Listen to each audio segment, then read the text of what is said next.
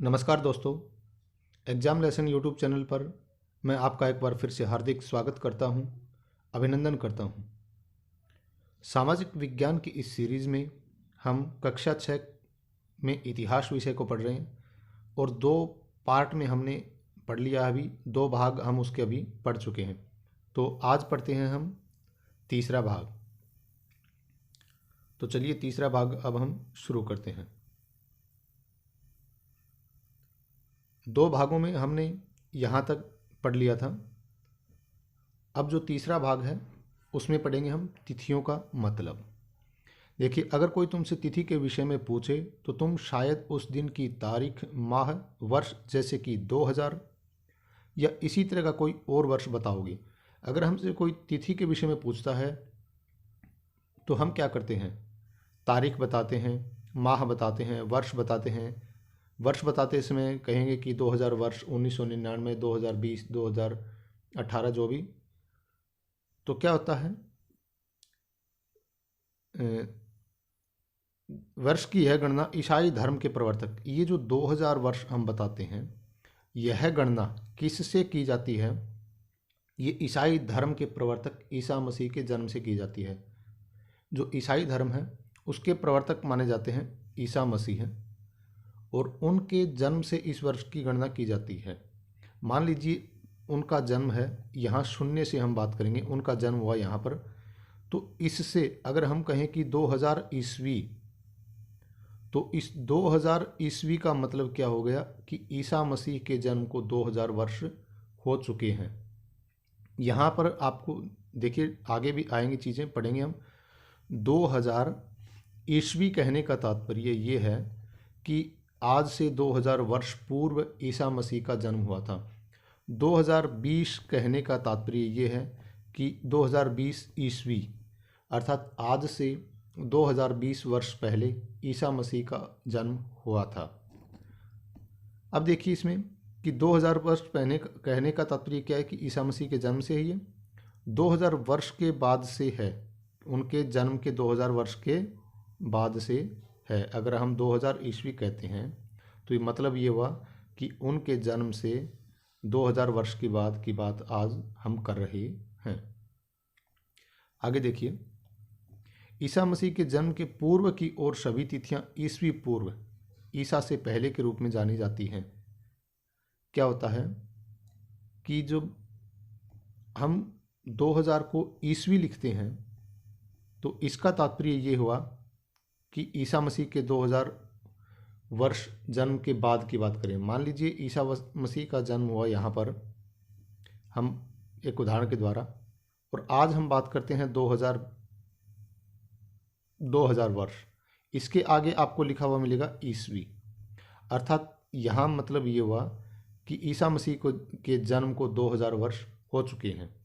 और जब हम पढ़ते हैं कि 2000 ईस्वी पूर्व, तो इसका तात्पर्य हुआ कि उनके जन्म से 2000 वर्ष पहले, अर्थात अगर 2000 ईस्वी और 2000 ईस्वी पूर्व और 2000 ईस्वी अगर दोनों की बात करें तो 4000 वर्ष का अंतर यहाँ पर हो गया। क्योंकि ये 2000 वर्ष पहले की बात करें, ईस्वी पूर्व की बात करें, ई जहाँ पर शॉर्ट में आपको लिखा हुआ मिलता है ई और पू, अर्थात ईसा पूर्व, और यहाँ पर आपको ई मिलेगा अर्थात ईस्वी। चलिए आगे देखते हैं। यहाँ पर ये बता रहे हैं कि 2000 को हम अपना आरंभिक बिंदु, केंद्र बिंदु मानते हुए इसके बारे में समझेंगे। इतिहास और तिथियाँ देखिए, यहाँ पर अंग्रेजी में बीसी मिलता है। बीसी से तात्पर्य क्या होता है? बिफोर क्राइस्ट, अर्थात ईसा के जन्म से पूर्व। बीसी का मतलब इंग्लिश में बिफोर क्राइस्ट होता है, ईसा के जन्म से पूर्व। हिंदी में आपको लिखा हुआ मिलेगा ईस्वी पूर्व, ऐसे, ठीक है। कभी कभी तुम तिथियों से पहले एडी भी लिखा हुआ देखते हैं। एडी हिंदी में लिखा हुआ मिलेगा ई। बीसी का तात्पर्य होगा ईस्वी पूर्व अर्थात पहले। एडी लिखा हुआ मिलता है इंग्लिश में और हिंदी में लिखा हुआ मिलता है ई, यानी एनो डोमिनी। एनो डोमिनी क्या होता है? ये दो लैटिन शब्दों से बना है जिसका तात्पर्य ईसा मसीह के जन्म के वर्ष से है। ये जो एडी लिखा हुआ मिलता है उसका मतलब क्या होता है? एनो डोमिनी। एनो डोमिनी शब्द लैटिन भाषा के दो शब्दों से मिलकर बना है और उसका मतलब भी क्या होता है? ईसा मसीह के जन्म का जो वर्ष है उससे ही होता है। और ईसवी का मतलब भी क्या होता है? जो ईसा मसीह का जन्म है उसी के वर्ष से होता है। कभी कभी एडी की जगह सीई कॉमन एरा शब्द भी मिलता है। बीसी की जगह बीसीई का प्रयोग भी मिलता है। देखिए, सीई अक्षरों का मतलब कॉमन एरा और बीसीई का मतलब क्या होता है? Before common era.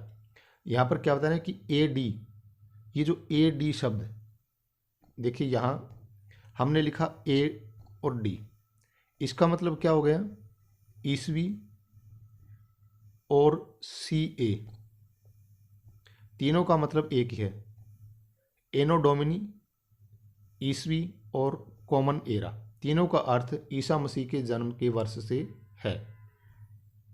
उसके बाद बात करें, हमें मिलता है कई बार, ये देखिए यहाँ पर देखा था हमने बी सी, एक शब्द मिलता है बी सी, एक शब्द मिलता है ईसवी पूर्व, ईसा पूर्व जिसको कहें, और एक मिलता है बी सी ई, बी सी ई अर्थात बिफोर कॉमन एरा।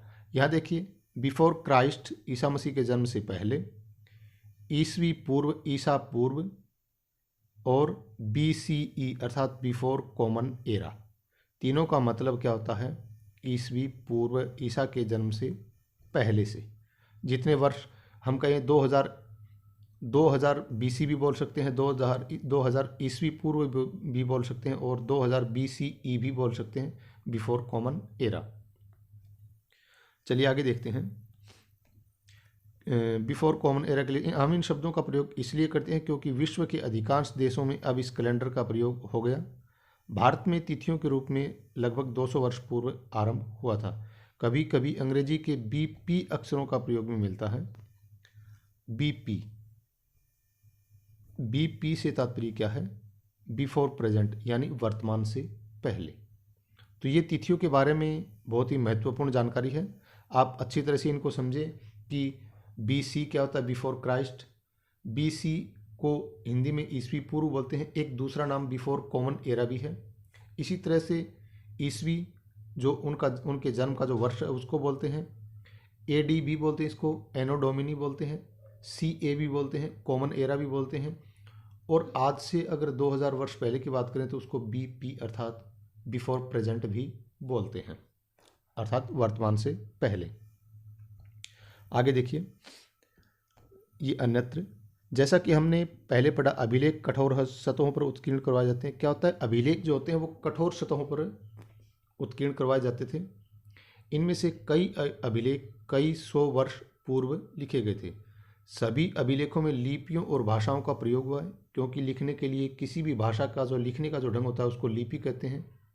तो लिपि और भाषाओं का प्रयोग हुआ है। समय के साथ साथ अभिलेखों में प्रयुक्त भाषाओं तथा लिपियों में बहुत बदलाव आ चुका। विद्वान यह कैसे जान पाते हैं कि क्या लिखा था?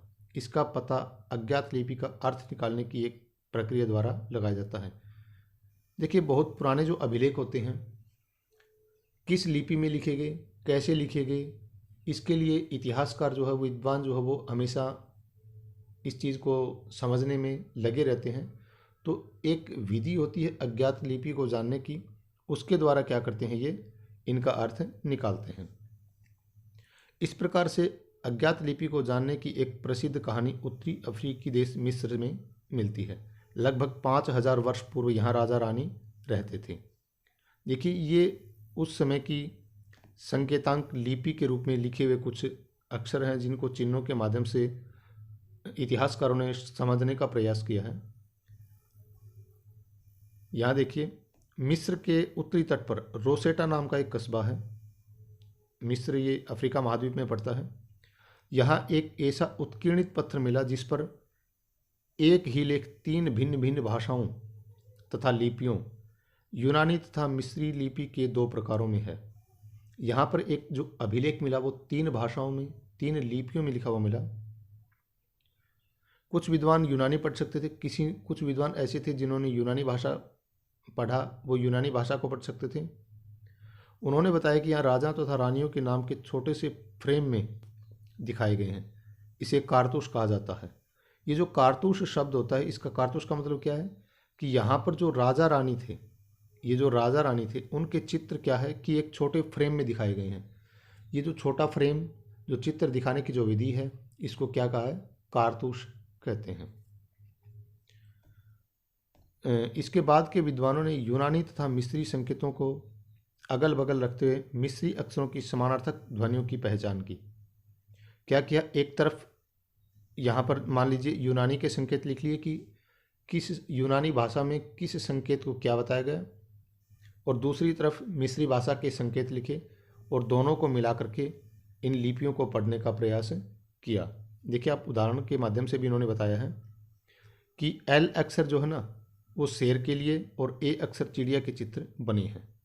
अब उन्होंने ये समझने का प्रयास किया कि एल अक्षर से तात्पर्य शेर है और जो ए अक्षर है वो चिड़िया के लिए संकेत में है, क्योंकि यहाँ पर भी देख रहे हैं आप चिड़िया लिखी हुई है ऊपर भी।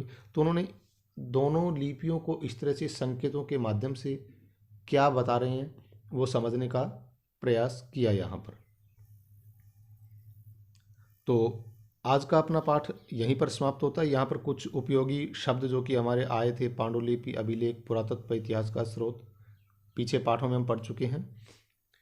अब यहाँ पर देखिए एक प्रश्न है, बहुत ही अच्छा प्रश्न है। सबसे पहले कुछ यहाँ पर तिथियाँ देख लेते हैं, महत्वपूर्ण तिथियाँ, कि कृषि का आरंभ 8000 वर्ष पूर्व हुआ।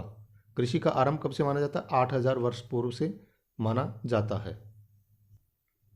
सिंधु सभ्यता के प्रथम नगर, ये देखिए सिंधु सभ्यता के जो प्रथम नगर 4700 वर्ष पूर्व के पाए जाते हैं। गंगा घाटी के नगर या गंगा घाटी के नगर और मगध का बड़ा राज्य, ये 2500 वर्ष पूर्व, 2500 वर्ष पूर्व के हैं और वर्तमान लगभग 2000 वर्ष पूर्व का है। तो यहाँ ये कुछ महत्वपूर्ण तिथियाँ हैं, मुख्य फैक्ट हैं, याद होने चाहिए। इसके बाद हम एक प्रश्न है कि निम्नलिखित को सुमेल करो। तो परीक्षाओं में सीधा प्रश्न भी यहाँ से दे दिया जाता है कि सुमेलित कीजिए। अब बात करते हैं नर्मदा घाटी। तो नर्मदा घाटी, इस विषय में हमने क्या पढ़ा था कि यहाँ पर आखेट तथा संग्रहण जो होता है उसके बारे में यहाँ से इसका संबंध होता है। मगध, मगध की बात करें तो यहाँ पर भी लिखा हुआ है कि ये गंगा घाटी के नगर थे, मगध बड़ा राज्य। तो मगध का क्या होगा, पहला बड़ा राज्य था, मगध पहला बड़ा राज्य। इसके बारे में हमने पढ़ा था, गंगा घाटी जो पीछे आए थे वहाँ पर। अब बात करते हैं गारो पहाड़ियाँ। गारो पहाड़ियों में क्या हुआ था, ये जो गारो पहाड़ियाँ, यहाँ पर कृषि का विकास हुआ था। हमने कृषि के बारे में पढ़ा था कि आरंभिक कृषि के यहाँ पर भी प्रमाण पाए जाते हैं। सिंधु तथा इसकी सहायक नदियाँ, सिंधु और इसकी जो सहायक नदियाँ हैं वहाँ पर क्या थे कि लगभग प्रथम नगर, कि सिंधु सभ्यता के प्रथम नगर 4700 वर्ष पूर्व, तो इसका संबंध हो जाएगा प्रथम नगर से। और गंगा घाटी लगभग 2500 वर्ष पूर्व। तो ये यहाँ एक महत्वपूर्ण प्रश्न था। अब आगे कोई प्रश्न और भी हैं, हम कोशिश करेंगे कि इस पाठ में जो भी प्रश्न बन रहे हैं, मुख्य प्रश्न, चाहे वो कहीं से भी बन रहा हो, तो उसके लिए भी एक अलग से वीडियो बनाने की कोशिश करेंगे। क्योंकि जो परीक्षाएं देते हैं, जो परीक्षाएं होती हैं, चाहे अब एसएससी, एचएसएससी, आरपीएससी, रीट का एग्ज़ाम, किसी भी स्टेट लेवल के टेट के एग्ज़ाम की बात करें तो यहीं से प्रश्न पूछे जाते हैं। तो हम कोशिश करेंगे कि यहाँ पर उनमें से अच्छे अच्छे प्रश्नों को निकाल करके उनके लिए भी एक वीडियो बनाने की कोशिश करेंगे। और अगर आप चैनल पर पहली बार आए हैं तो प्लीज़ चैनल को सब्सक्राइब ज़रूर कर लें और बेल आइकन को भी दबा लें, ताकि हम जो भी वीडियो अपलोड करें वो आपका एक भी वीडियो मिस ना हो और आप तक तुरंत नोटिफिकेशन पहुंच जाए। तो आज के लिए इतना ही, मिलते हैं एक अगले वीडियो में। तब तक के लिए आप सभी का धन्यवाद।